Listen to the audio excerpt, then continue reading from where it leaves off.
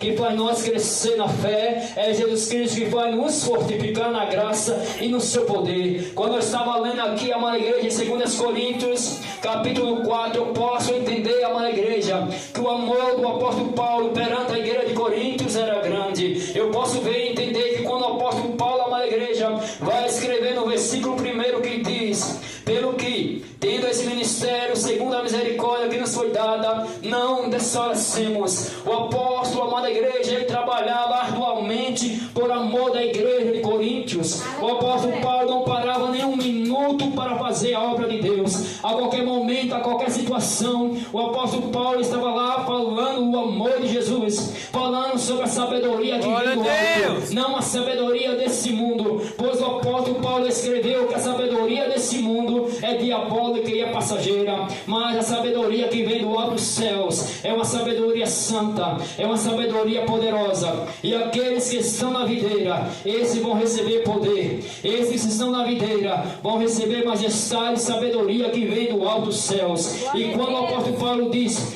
eu não desfaleço para nada, mas antes eu trabalho arduamente para que a obra do Senhor venha a crescer e eu venha trazer frutos para a vida eterna. Quando o apóstolo Paulo plantava uma igreja, ele passava ali um tempo para ensinar e persuadir a igreja a continuar na fé. Mas quando ele via que a igreja estava forte e alicerçada na rocha, ele saía para poder plantar outra igreja em outro lugar. Assim, amada igreja, o apóstolo Paulo, quando ele pregava, não pregava com sabedoria humana, mas sim com poder e majestade e com o Espírito Santo para a glória de Deus. Então o apóstolo Paulo vai dizer aqui no versículo 2 de 2 Coríntios capítulo 4: antes, não rejeitemos as coisas que por vergonha se ocultam, não andando com astúcia, nem falsificando a palavra de Deus.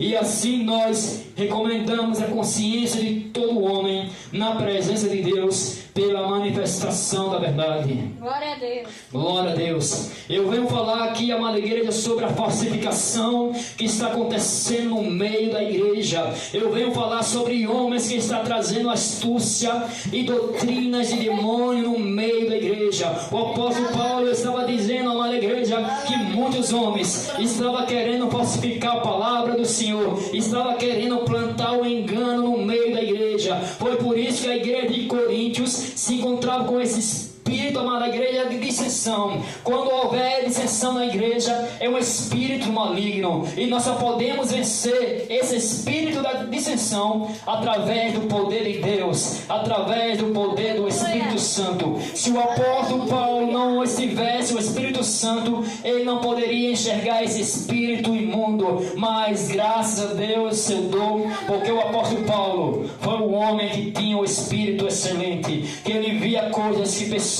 não via, ele ouvia coisas que pessoas também não ouvia. Somente para aqueles que andam segundo o Espírito vai ver e vai ouvir coisas que pessoas aleluia, Jesus, glória a Deus, glória a Deus, aleluia. No versículo 3, para a glória de Deus, Pai diz: mas se ainda o nosso evangelho está encoberto, para os que se perdem está encoberto. O que isso quer dizer, irmão Everton? Tem muitas pessoas querendo acrescentar coisas que não estão na Bíblia, que não estão na palavra do Senhor. A palavra do Senhor, Deus, vai dizer para nós que todos aqueles que acrescentar um tio na palavra do Senhor, todas as maldições que estiverem na Bíblia vai ser lançada sobre esse homem ou sobre essa mulher. O apóstolo Paulo, amada igreja, estava querendo ensinar para nós: se o nosso evangelho está encoberto, para os que se salvam, está encoberto. O apóstolo Paulo, que sabia naquele tempo que tinha pessoas querendo falsificar a fé de muitos cristãos que se encontravam dentro daquela igreja de Coríntios, mas porém o apóstolo Paulo estava querendo ensinar uma coisa certa, uma convicção, uma certeza: